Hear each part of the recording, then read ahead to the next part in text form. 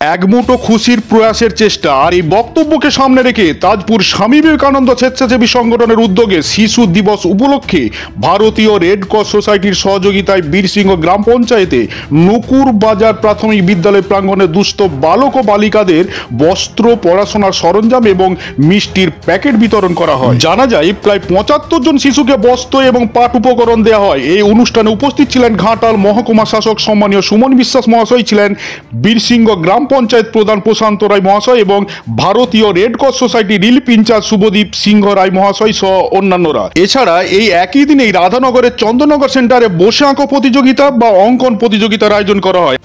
দেখছেন বিকাশ খবর, আমি সানিজুল হক।